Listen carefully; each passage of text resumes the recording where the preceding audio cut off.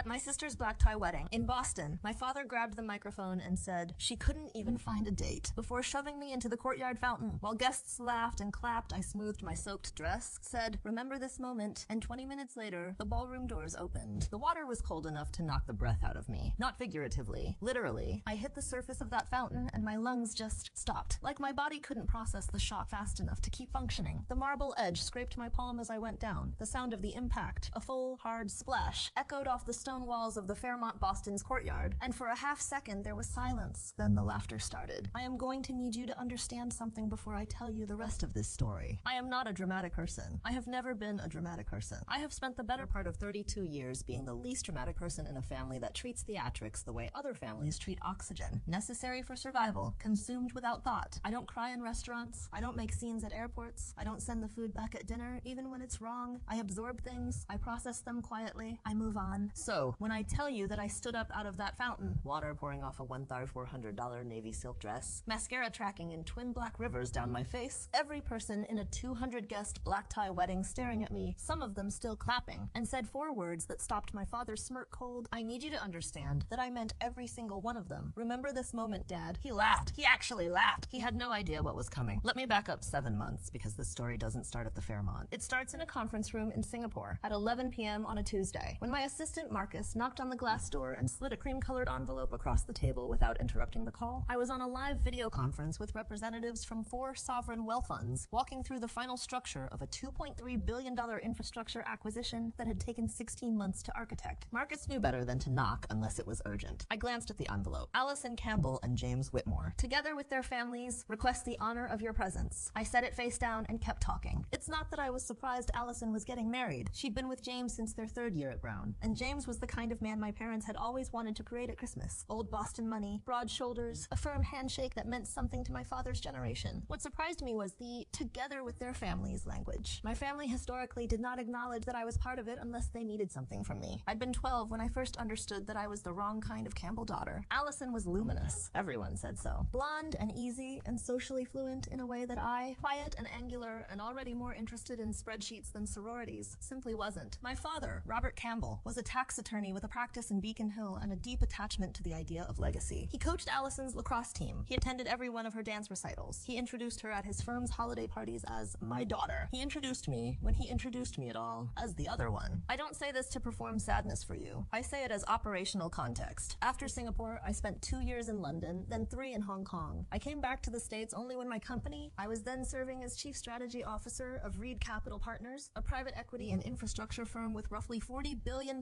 in assets under management, opened its Boston office. I was 30 when I moved back. I had not spoken to my parents in 11 months by then. Not out of hostility, but simply because there had been nothing to say. I did not tell them when the Boston office launched. I did not tell them when I was promoted to Director of Global Operations. I did not tell them when, on a Tuesday evening in March, 3 years before this wedding, I married Nathan Reed in a private ceremony at a vineyard in the Willamette Valley, with 14 people present, 2 of whom were my parents' age, and neither of whom were my parents. I didn't tell them because they had never once asked about my life. Not once. Not a single phone call that began with, "How are you, Meredith?" rather than, "Your aunt is upset about," or "Your grandmother wants to know if you're," or, my personal favorite, "Your father thinks you should consider coming home before." So, when that invitation landed on my conference table in Singapore, I almost said no. Nathan was the one who convinced me otherwise. "Go," he said, over dinner in our apartment 2 days later. He was still in Tokyo for a series of acquisitions, and we were talking on FaceTime, his face tilted toward the camera, the way he did when he was being deliberately gentle with me. "You'll regret it if you don't. She's your sister. She hasn't called me in 4 years. She's still your sister." He paused. "And I'll be there. I'm flying in from Tokyo. The Haneda deal closes on the 14th, so I'll be on a helicopter to Logan before the reception ends. You won't be alone." Nathan Reed is 6'2", custom-made suits, the kind of quiet that fills a room. He grew up in Medford, Massachusetts, the son of a plumber and a school librarian. He built his first company at 23 and sold it at 26. He is the least pretentious billionaire I have ever met, which is a sentence that I recognize sounds insane, but I mean it sincerely. He carries his own luggage. He remembers the names of every person on his stock, and he had, for the 3 years of our marriage and 2 years before it, been the only person in my life who looked at me like I was exactly the right amount of person. "I'll be fine," I told him. "I know you will," he said, "but I'll be there anyway." I RSVP'd for 2, giving only my name. I thought it would be a pleasant surprise. I drove to the Fairmont alone in a rented Volvo, because my car was in the shop and I wasn't about to show up to a black tie event in a lift. It was October, and Boston was doing that thing it does in October where every street looks like a magazine cover and the air smells like wood smoke and ambition. I checked into my room, a suite I'd booked because I refused to share a bathroom wall with a stranger, and took 20 minutes to do my makeup and put on the dress. Navy silk, structured bodice, knife-pleated skirt. I'd bought it in Milan the previous spring and had not worn it yet. I looked at myself in the mirror for a moment, then I went downstairs. The vultures arrived before I'd even reached the cocktail hour. Rebecca, my mother's sister's daughter, spotted me from across the marble lobby. Rebecca and I have a relationship I would describe as mutually assured disappointment. She's 41 and has never forgiven me for getting into Harvard when she went to Northeastern, a grudge she has maintained with impressive dedication for 15 years. Meredith, you came alone. She hugged me in the way people hug when they are actually measuring you. How brave. Hello, Rebecca. I saw the RSVP. Just one? She tilted her head. Still not seeing anyone? I'm seeing plenty of people, I said pleasantly. Excuse me, my Aunt Vivian cornered me at the champagne table. Vivian is 73 and has strong opinions about everything except the things that actually matter. Love the practical haircut, she said, with the specific warmth of someone describing a mediocre casserole. Very sensible. My mother found me before I made it to the seating chart. Patricia Campbell is a beautiful woman who became beautiful by working at it constantly and expecting her daughters to do the same. She had, over the years, communicated her disappointment in me through a specific vocabulary of small observations, not criticisms, she would insist, just noticing. She noticed that I had gained weight. She noticed that I wore flat shoes when heels would be more appropriate. She noticed things about my career choices, my apartment, my preference for black coffee over her preferred vanilla latte, in a way that made each noticing land like a small, precisely aimed dart. She scanned me now, head to toe, in under 2 seconds. That color washes you out, she said. You should have called me first. You're right, I said. I'll know for the next time my sister gets married. She didn't smile. I found my table. Table 19. In a ballroom of 20 tables, table 19 was as far from the family tables as you could get without actually being in the parking garage. I was seated next to a great aunt named Dorothy who was 87, used a hearing aid set to the wrong frequency, and had, I quickly discovered, no idea that I existed. Are you one of the Wellington girls? She asked, squinting at me. No, I'm Robert and Patricia's other daughter. Oh, a pause. The pause that contains an entire sentence. I didn't know there was another one. I picked up my champagne glass and took a long, careful sip. The ceremony was beautiful, in the way that other people's happiness is sometimes beautiful, a little painful to look at directly, but genuinely moving if you let yourself. Allison walked down the aisle in a dress that had clearly cost more than the GDP of a small municipality, and James cried when he saw her, and for about 4 minutes I forgot everything else. Then the reception started. Then my father found a microphone. I should explain something about Robert Campbell. My father is not a stupid man. He is a tax attorney with 30 years of practice and a client list that includes 3 state senators and a former governor. He is intelligent and charming and capable of extraordinary warmth toward people whose opinion of him he values. I have simply, in 32 years, not been one of those people. I don't know if he knew, when he picked up that wireless microphone during the cocktail hour, that the sound system was still live through the entire ballroom and the adjacent courtyard. I don't know if he knew that the 2 photographers and 1 videographer were still actively shooting. I suspect he didn't care. My father has always believed that what happens to me doesn't really count. She couldn't even find a date. His voice came through the speakers with professional clarity. The hum of 200 guests, talking, laughing, ordering drinks, dimmed by a few degrees as heads turned. 32 years old, he continued, looking at me from across the courtyard, and there was something in his eyes that I recognized from childhood. Not cruelty exactly. Something worse than cruelty. Amusement. Not a prospect in sight. Laughter. Actual, genuine, champagne-loosened laughter. From people who did not know me, who would not know me tomorrow, who were laughing simply because a man in a good suit was being funny at someone else's expense, and that apparently was a sufficient reason. My mother raised her hand to cover her smile. Allison did not bother. He crossed the courtyard toward me. He did not put down the microphone. Each step brought him closer, and the crowd shifted just slightly, the way crowds do when they sense something happening that is both uncomfortable and entertaining, and they haven't yet decided which reaction is more socially acceptable. You've always been the disappointment. The words came out conversational, almost gentle, which was worse. Always the failure. Always an embarrassment to the Campbell name. He was 6 inches from my face now. I did not step back. I want to be very clear about that. I did not step back. Dad, his hands hit my shoulders, hard. Both palms, flat, a shove that had intention behind it. Not an accident, not a stumble, not a misunderstanding. A decision. I went back into the fountain edge first, and then I went down. The water was cold enough to knock the breath out of me. I already told you this. I'm telling you again, because I want you to understand what cold water at the Fairmont Boston in October feels like when you've just been pushed into it by your father, while wearing $1,400 of Italian silk and 200 people are watching. I want you to understand what it feels like to push yourself up off a marble floor, soaking wet, knowing that the photographers are still shooting, knowing that not one single person in that crowd has moved to help you. Not my mother, not my sister, not one cousin, not one family friend, not one of the people who have known me since I was 4 years old and wearing patent leather shoes to Christmas. I stood up. The dress was ruined. My left heel had snapped in the fall. Mascara burned in the corners of my eyes. I looked at my father, then I looked at my mother, then I looked at Allison, who was standing with her hand over her mouth, and I could not even then tell if she was horrified or laughing. I pushed the wet hair off my face with one careful hand. "Remember this moment," I said. I kept my voice quiet. I kept it steady. I wanted every word to land exactly where I placed it. All of it. Something in my voice made him stop smiling. I noted that. I walked back inside, leaving a trail of water across the Fairmont's marble floor. I had a plan. I should tell you that now, because I don't want you to think what happened next was luck. It was not luck. It was a plan that had been sitting in my back pocket like a loaded thing since the moment I'd RSVP'd to this wedding, because I have known my family my entire life, and I knew with a certainty that required no psychic ability whatsoever that something like this was going to happen. Not the fountain specifically, but something designed to make me small. I went upstairs. I called Marcus, my assistant, who was in Boston. I confirmed the timing. I texted Nathan. He just shoved me into a fountain. "I'm fine. Stay on schedule." His reply came in under 90 seconds. "I saw from the terrace. My team is ready. Say the word." I typed, "Stand down. I don't want to ruin Allison's wedding." 20 minutes. I changed into the backup dress. Also navy. Also silk. A Roland Mouret sheath I'd brought specifically in case the first one was ruined. Because I had known,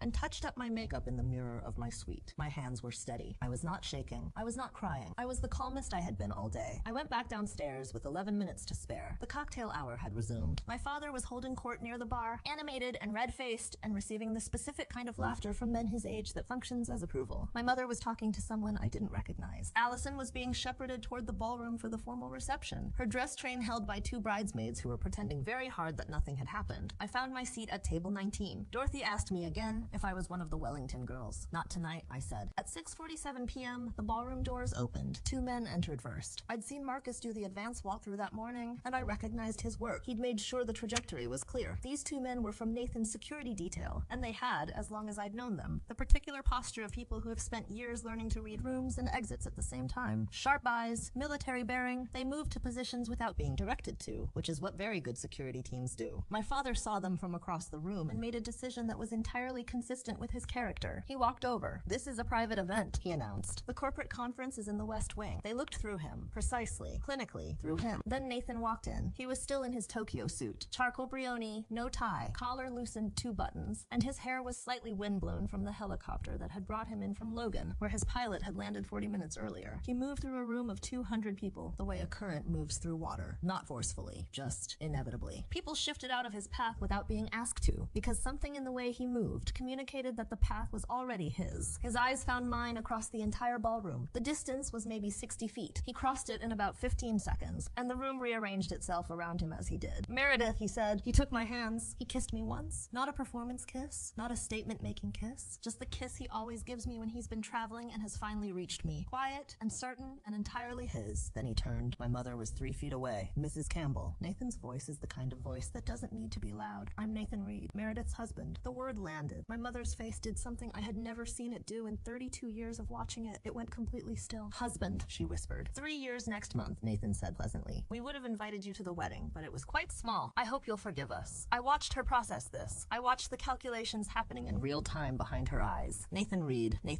Reed Capital Partners. The Forbes cover she'd probably seen without reading the name carefully. The $40 billion AUM firm headquartered 3 miles from where she drank her morning coffee. My father pushed through the crowd. He'd heard enough to know something was wrong. Not enough to know what, and the specific shade of red on his face was one I recognized from childhood as the color of a man who suspects he's losing control of a situation and is about to respond by escalating. "Is this some kind of prank?" His voice was pitched too loud, the way voices get when the ground has shifted and the speaker hasn't caught up yet. "Hiring actors to make a scene at your sister's wedding? Mr. Campbell." Nathan's voice dropped 1 degree. Just 1. It was enough. The nearest cluster of guests went quiet. Then the next cluster, rippling outward the way silence does in a room when something real is happening. "I watched from the terrace while you pushed your daughter into a fountain," Nathan said. He was not angry. He was something colder and more precise than angry. "I heard every word you said into that microphone. My security team was positioned and ready to intervene." He paused. Meredith signaled them to stand down. She didn't want to ruin her sister's wedding, even after everything you did. Another pause, measured and deliberate. "I want you to sit with that for a moment." My father's mouth opened. Nothing came out. Then the ballroom doors opened a second time. Sophia Chen has been Nathan's chief of staff for 6 years. She is 38 years old, holds dual degrees from Wharton and Georgetown Law, and has a way of entering a room that suggests every room was already expecting her. Beside her was Daniel Park, Reed Capital's general counsel, who had flown in from New York that morning. "Director Campbell," Sophia said clearly, addressing me, using the title that my company used internally and that had, until approximately 45 seconds ago, meant nothing to anyone in that room. "I apologize for for the interruption. We have a situation requiring your immediate attention. The Meridian closing has moved up. Singapore's FSA wants the documentation filed before their Monday session. The word director hit the room before the sentence finished. Whispers erupted. The specific, cascading whisper of 200 people triangulating information simultaneously. Someone in the back had already Googled. I know this because I heard the voice. Young, male, slightly incredulous. Forbes cover last month. Net worth listed at 12 billion. 12 was Nathan's, not mine. But our finances are, as they say, commingled. And it did not seem like the moment for a clarification. My mother grabbed the back of a chair. She grabbed it with both hands, and I watched the color leave her face. And I want to be precise about this. I felt nothing in particular. Not triumph, not grief. Something quieter than either. Something that felt like the closing of a very long account. My father was standing completely still for what I believe may have been the first time in his life. He is a man who is always moving, gesturing, leaning, filling space the way he fills every room he enters. He was not moving now. Allison was looking at me, not at Nathan, not at Sophia, not at the guests around her who were whispering and reaching for their phones, at me, like she was seeing me for the first time. She hadn't been. She'd been seeing a version of me that her family had built and furnished and handed to her like a dollhouse. The disappointment, the failure, the one who couldn't find a date, the one who didn't matter. She'd never looked past it, because looking past it would have cost her something. And Allison had spent 30 years in a family that rewarded comfort and punished curiosity. I looked at her. I did not smile. I did not perform anything. I just looked at her the way you look at someone you have loved imperfectly and been failed by completely. And I held her gaze for exactly as long as it took me to breathe in and breathe out once. Then I turned to go. Meredith, wait! My father's voice cracked at the edges, a sound I did not recognize, which told me something. I stopped walking. I did not turn around yet. The room had gone very quiet. 200 people holding their drinks and their breath in equal measure. We need to talk. His voice was trying to find its footing and couldn't. We're your parents. We've always been. Dad. I turned slowly. He looked old to me suddenly, in a way he hadn't 3 hours ago. Smaller, his color slightly damp, his face the face of a man who has just understood, not that he was wrong. I do not think he arrived at that yet, but that he had made a tactical error so catastrophic that it could not be walked back. Whatever you're about to say next, I said. Think very carefully. His face went pale, because he finally understood. He was standing in a room full of his friends, his colleagues, his social world, and he was looking at me, the other daughter, the disappointment, the one he had shoved into a fountain an hour ago. And he was understanding that I was not, had never been, what he thought I was. That the story he had told himself and everyone else about me for 32 years was not the story that existed in any verifiable reality. I was not the one with something to lose anymore. He was. I want to tell you what happened afterward, because the aftermath matters. I spent the rest of that evening in the hotel lobby with Sophia and Daniel, working through the Singapore documentation on my laptop in a way that was entirely real and not staged for effect, though I will admit it served both purposes simultaneously. Nathan stayed with me. He had salmon at the hotel restaurant at 8 p.m. and texted me a photo of the plate with a caption that said, "This is extremely average." I laughed for the first time all day. What happened with my family, I'll tell you. My father did not come to find me that night. My mother did. She knocked on the door of my suite at 10:14 p.m. I know the time because I checked my phone when I heard the knock, because Marcus had taught me years ago to note the exact time of significant events. And this, my mother, who had not come to find me in a decade, standing in a hallway at the Fairmont Boston, was a significant event. I opened the door. She looked at me for a moment without speaking. "I didn't stop him," she said finally. "No," I agreed. "You didn't." "I should have." "Yes," I said. "You should have, many times, over many years." She reached up and pressed her fingers to the side of her face, a gesture I knew. She'd done it since I was a child when she was trying not to cry in front of someone. "Meredith, I didn't know. About your work. About Nathan. We didn't know. You didn't ask," I said. "That's different from not knowing." She stood there. I let her stand there. "I'm not going to scream at you," I said. "I'm not going to make a scene. You know I don't do those things." I kept my voice even. "But I need you to understand something, Mom. Everything I am, all of it, I built without you, without Dad, without a single phone call that started with, 'How are you?' I built it in Singapore and London and Hong Kong alone, because you made it very clear when I was 12 years old that I was not the daughter you'd hoped for. And I spent about 4 years trying to fix that before I understood that it wasn't mine to fix." I paused. "I'm not angry. I want you to know that. I stopped being angry about this somewhere over the Pacific Ocean in 2019. But I need you to know what it cost." She was crying. Quietly, the way she always did things. Contained, minimal, self-conscious. What do we do?" she asked. "How do we?" "I don't know," I said honestly. "That's not something I can answer tonight." I closed the door. 3 months later, I met with Allison for lunch. It was her idea. She texted me on a Sunday morning. Not a phone call, not an email, a text, which was the medium of our generation, and also, I suspected, easier to send than to say. And the message was simple. Can we talk? Not about Mom and Dad, just us. We met at a restaurant in the South End. She got there before me, which surprised me. She'd always been the kind of person who arrived exactly when expected, who performed punctuality rather than practicing it. But she was already at the table when I walked in. No phone in her hand, just her. "You look good," she said. "You too." We ordered. We talked around it for a while, the way you do. Then she set down her fork and said, said. I knew, you know, not all of it. Not the company, not Nathan. But I knew you were. I knew you had made something of yourself. She said it carefully. I